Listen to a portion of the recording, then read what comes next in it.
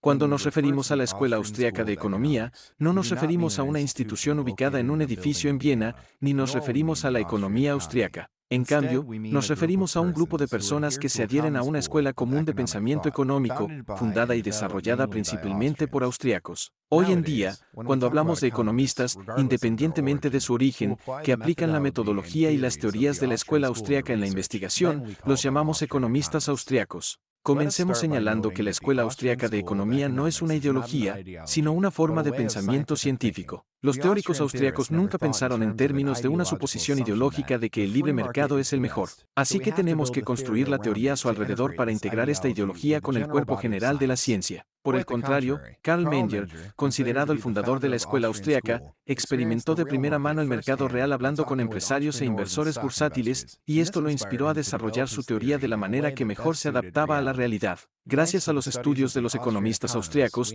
ahora sabemos que los precios libres, la propiedad privada de los medios de producción y el libre comercio permiten la asignación más efectiva de los recursos escasos. La razón por la que se puede acusar a la escuela austriaca de ser ideológica es probablemente que a menudo se la asocia con el libertarismo. Estos dos, sin embargo, son cosas separadas. El hecho es evidente por la existencia de economistas libertarios que no son austriacos y economistas austriacos que no son libertarios.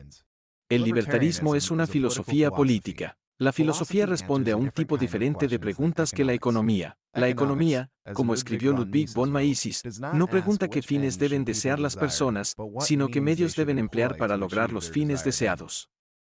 Según Mises y otros austriacos, la economía se deriva de la praxeología. En pocas palabras, la praxeología es la ciencia de la acción humana o la teoría general de la acción humana. ¿Por qué los austriacos usan la praxeología para estudiar economía? Porque consideran la economía una ciencia social. Sostienen que las ciencias sociales no deben basarse en métodos de las ciencias naturales como la física, la química o la biología, porque las ciencias naturales tratan temas de investigación completamente diferentes. A esta posición la llamamos dualismo metodológico. Puede encontrar el argumento completo en un ensayo de Mises titulado Ciencias Sociales y Ciencias Naturales, al que proporcionamos un enlace en nuestro sitio web. La praxeología es un estudio deductivo a priori. Esto significa que, a diferencia de las ciencias naturales, su método básico de análisis no es un experimento, sino una deducción verbal a partir de supuestos evidentes, observados o previamente deducidos. Si estamos seguros de nuestras suposiciones, entonces podemos llamarlas axiomas, es decir, afirmaciones consideradas obvias. La base de la praxeología es el axioma de la acción humana, es decir, la afirmación de que las personas actúan a propósito para lograr sus objetivos. De esto, escribe Mises, la acción humana es un comportamiento con un propósito, o podemos decir que la acción es la voluntad puesta en funcionamiento y transformada en una agencia. Apuntar a los fines y metas es la respuesta significativa del ego a los estímulos en las condiciones de su entorno. Es el ajuste consciente de una persona al estado del universo que determina su vida. Mises consideró esta afirmación como un hecho a priori que es antecedente de cualquier experiencia. Según Murray N. Rothbard, sin embargo, el axioma de la acción humana se aprende empíricamente a través de la propia experiencia de la realidad. Dejo a su juicio decidir cuál de ellos es el correcto. Esta disputa sobre el llamado estatus epistemológico del axioma de la acción humana no cambia el axioma en sí. Tanto Mises como Rothbard consideran que el axioma es evidente. ¿Por qué deberíamos tomar el axioma como un hecho? Esto se debe a que podemos reflexionar sobre nuestra propia experiencia como seres humanos. Cada uno de nosotros apunta a algunos fines y elige los medios apropiados para implementar estos fines. Las excepciones son los recién nacidos que comenzarán a actuar más tarde en sus vidas, o las personas que están enfermas, tal vez en un estado vegetativo que les impide actuar. Incluso abstenerse de una acción es una acción. Para citar a Mises, la acción no es solo hacer, sino no menos omitir hacer lo que posiblemente se podría hacer. Por ejemplo, una persona que puede optar por trabajar puede optar por el desempleo. También lo consideramos una acción porque la persona que toma esta decisión tiene que tener algunas razones y, como tal, aplicar los medios adecuados para lograr este fin. El fin deseado puede ser tener mucho tiempo libre. Además, uno que intente refutar el axioma de la acción humana solo confirmaría su validez.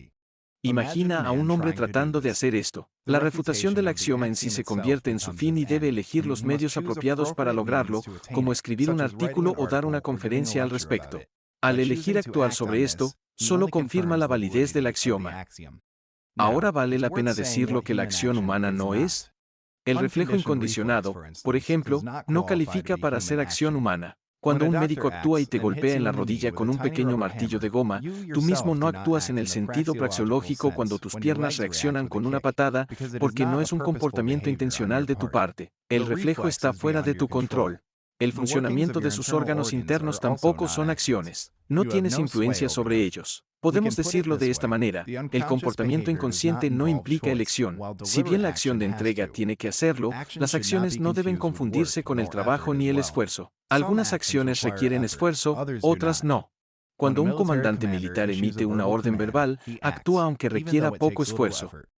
Abstenerse de hablar también puede ser una acción, por ejemplo, cuando intentas mostrarle a alguien que desaprueba sus acciones. La praxeología tampoco se ocupa de la psicología de los comportamientos humanos. Nuestros fines son simplemente tratados como dados y no hay necesidad de explicar su origen. Esto separa la praxeología de la psicología. La praxeología se centra solo en la acción como tal. Entonces, para la praxeología, el axioma de la acción humana es el punto de partida. Maísis explica el proceso deductivo adicional. Todos los conceptos y teoremas de la praxeología están implícitos en la categoría de acción humana. La primera tarea es extraerlos y deducirlos, exponer sus implicaciones y definir las condiciones universales para actuar como tales. Habiendo mostrado qué condiciones son requeridas por cualquier acción, uno debe ir más allá y definir, por supuesto, en un sentido categórico y formal, las condiciones menos generales requeridas para modos especiales de actuación. Sería posible abordar esta segunda tarea delineando todas las condiciones pensables y deduciendo de ellas todas las interferencias lógicamente permisibles. Según Maísis, hay tres condiciones generales requeridas para la acción humana. 1. Para que un humano comience a actuar, primero debe sentir cierta inquietud. Segundo, deben imaginar un estado más satisfactorio que el actual. Tercer, deben esperar que su comportamiento intencional pueda reducir su inquietud. Por otro lado, cuando se trata de todas las condiciones pensables, Maísis agrega que debido a que la ciencia tiene como objetivo permitirnos comprender la realidad, la praxeología examina principalmente las condiciones que ocurren en la realidad. Incluso cuando los economistas austriacos realizan experimentos mentales peculiares, siempre enfatizan que el propósito es aislar en su análisis un factor que está oscurecido en el mundo real por una multitud de otros factores. Añaden afirmaciones empíricas realistas adicionales, como el hecho de que las personas difieren entre sí y son cambiantes en el tiempo, que tratan el tiempo libre como un bien valioso y que cada acción es un proceso que tiene lugar en el tiempo. Sin embargo, hay dos casos en los que Maísis permite el uso de la praxeología mientras asume condiciones que no existen y que no coinciden con la realidad presente. La primera instancia es un análisis de la condición que puede surgir en el futuro. Por ejemplo, la praxeología puede explicar el funcionamiento de un mercado completamente no regulado que es completamente libre. En la segunda instancia, Maísis permite el análisis de condiciones irreales que nunca pueden existir en el futuro, siempre que dicho análisis pueda ayudar a comprender la realidad. Supongamos que queremos mostrar la validez de la afirmación de que los bienes son escasos. Para hacer eso, podemos asumir que esta afirmación es falsa y confrontar el resultado con la realidad, delineando diferencias entre estos dos mundos. Con todo, la praxeología es una ciencia a priorística, no muy diferente de las matemáticas y la lógica. Al mismo tiempo, sus afirmaciones son empíricas, a pesar de afirmar, en contraste con Rothbard, que el axioma de la acción humana es a priori. Maísis reconoció que los otros supuestos de la praxeología son empíricos y que ayudan a dar forma y definir su propio sujeto de análisis. La experiencia, por lo tanto, ayuda a los economistas a centrarse en el tema de su investigación, pero no define su modo de funcionamiento. En el modo de funcionamiento, el método de análisis es a priori. Rothbard explica claramente el proceso de deducción verbal. Además, dado que la praxeología comienza con un axioma verdadero A, todas las proposiciones que se pueden deducir de este axioma también deben ser verdaderas. Porque si A implica B y A es verdadero, entonces B también debe ser verdadero. Luego proporciona ejemplos de tal deducción, que vale la pena citar aquí. La acción implica que el comportamiento del individuo es intencional, en resumen, que está dirigido hacia objetivos. Además, el hecho de que su acción implique que ha elegido conscientemente ciertos medios para alcanzar sus objetivos, ya que desea alcanzar estas metas, deben ser valiosas para él. En consecuencia, debe tener valores que rijan sus elecciones. En el segundo ejemplo, el hecho de que las personas actúen implica necesariamente que los medios empleados son escasos en relación con los fines deseados. Porque si todos los medios no fueran escasos, sino sobreabundantes, los fines ya se habrían alcanzado y no habría necesidad de acción. Dicho de otra manera, los recursos que son sobreabundantes ya no funcionan como medios porque ya no son objetos de acción. ¿Por qué los austríacos enfatizan la deducción verbal que usa palabras en lugar de la deducción matemática que usa símbolos? Murray Roseberg y el economista polaco Jakub Bohart-Wisniewski explican esto ampliamente en artículos a los que enlazamos en nuestro sitio web.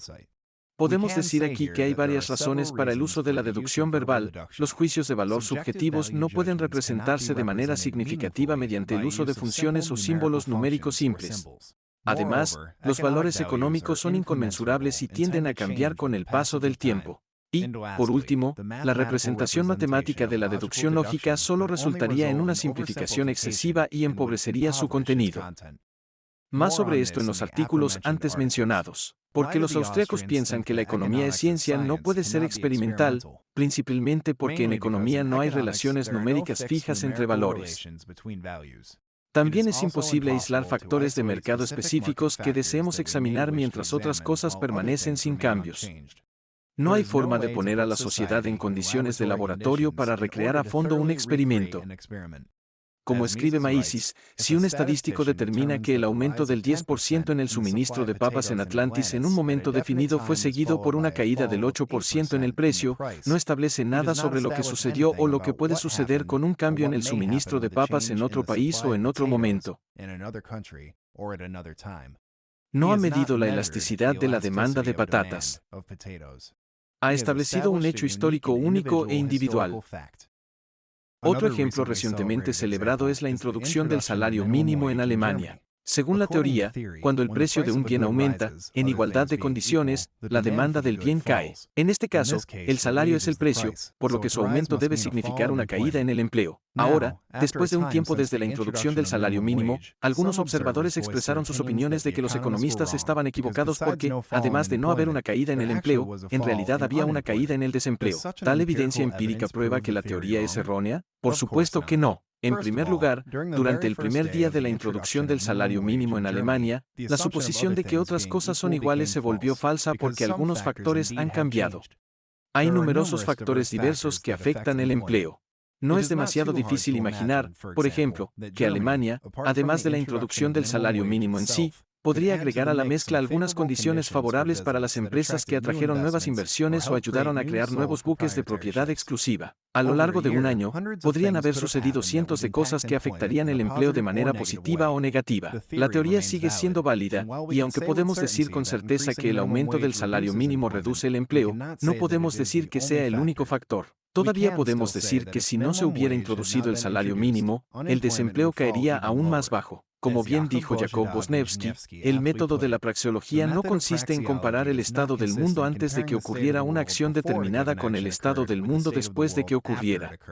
Pero al comparar el estado del mundo en el que ocurrió una acción dada con el estado del mundo como habría sido si no hubiera ocurrido. A esto lo llamamos análisis contrafactual. Pero volviendo a la teoría, la investigación empírica finalmente debe llevarnos por mal camino, ya que es imposible en la economía real que todas las cosas sean iguales. Es solo a través del espejo de la teoría económica que podemos juzgar adecuadamente ciertos fenómenos económicos. Pasemos al siguiente problema. La Escuela Austriaca de Economía se basa en el principio del individualismo metodológico, lo que significa que se ocupa solo de los comportamientos de los individuos. Esto no significa que la teoría descuide el hecho de que los seres humanos no existen en el vacío. Nadie cuestiona el hecho de que las personas actúen entre otras personas. Sin embargo, cualquier grupo, ya sea grande o pequeño, está formado por individuos. Para poder explicar adecuadamente las acciones de un grupo de personas, debemos centrarnos en un individuo en particular que actúa dentro de un grupo. Como dice Roseberg, la praxeología, así como los aspectos sólidos de las otras ciencias sociales, se basan en el individualismo metodológico, en el hecho de que solo los individuos sienten, valoran, piensan y actúan. Maísis, a su vez, escribe, aquellos que quieren comenzar el estudio de la acción humana desde las unidades colectivas encuentran un obstáculo insuperable en el hecho de que un individuo, al mismo tiempo, puede pertenecer, y con la excepción de los miembros de tribus más primitivos, realmente pertenecen a varias entidades colectivas. Los problemas planteados por la multiplicidad de unidades sociales coexistentes y sus antagonismos mutuos solo pueden resolverse mediante el individualismo metodológico. Los austríacos también aplican el principio de singularidad metodológica, lo que significa que se centran en acciones concretas y únicas. Según Maísis, al analizar el mundo solo mediante el uso de totalidades y universales. Es decir, Cuando consideramos solo a toda la humanidad, a la nación o a categorías enteras de necesidades y bienes, llegamos a conclusiones paradójicas. Por ejemplo, es imposible resolver la paradoja del diamante agua mediante el uso de un análisis demasiado generalizado. Veamos. ¿Cómo es que el oro y los diamantes son más caros que el hierro y el agua? El agua y el hierro son mucho más útiles, por lo que deberían ser más valiosos. Maísis explica que una persona en particular nunca elige entre oro y hierro en general, sino que tamiza solo a través de las cantidades concretas de oro y hierro. Para una discusión detallada de la paradoja del agua del diamante, consulte nuestro video El valor de las cosas. Lo último que mencionaremos aquí es el subjetivismo metodológico. La praxeología, y por lo tanto la economía, no juzga los objetivos humanos. La praxeología no ofrece juicios de valor sobre si el objetivo de uno es bueno o malo. No establece fines objetivamente buenos para que los realicemos. La praxeología considera los fines subjetivos como dados. Solo se ocupa de la determinación de si los seres humanos utilizan los medios adecuados para lograr sus propios fines individuales. En otras palabras, los austríacos se dan cuenta de que las personas son criaturas diversas y sus objetivos pueden ser y son diversos. En consecuencia, los fines deben interpretarse desde el punto de vista de quien los desea, es decir, subjetivamente. Según los austríacos, no solo los fines son subjetivos, sino también los costos, las ganancias o los valores. Solo el individuo que hace una elección sabe el valor que asigna a sus fines y a lo que está dispuesto a renunciar para lograr estos fines. Solo el que participa en un intercambio puede juzgar cuánto satisfará sus necesidades. Esto no se puede medir objetivamente. El subjetivismo metodológico se puede resumir con una cita de un libro El significado del mercado de Israel Kirzner. El subjetivismo metodológico es un reconocimiento de que las acciones de los individuos deben entenderse solo por referencia al conocimiento, las creencias, la percepción y las expectativas de estos individuos. Lo invitamos a visitar nuestro sitio web econclips.com que proporciona más fuentes que exponen el tema. Nos gustaría agradecer a los economistas del Instituto Polaco Mesas que dedicaron su tiempo y verificaron la exactitud del guión de este video. Y sobre todo gracias, el espectador, por las aportaciones que nos permiten hacer nuestros vídeos. Si quieres apoyar este proyecto, puedes hacerlo con PayPal, Bitcoin o convirtiéndote en nuestro mecenas en patreon.com. Encontrará los enlaces en la descripción del video.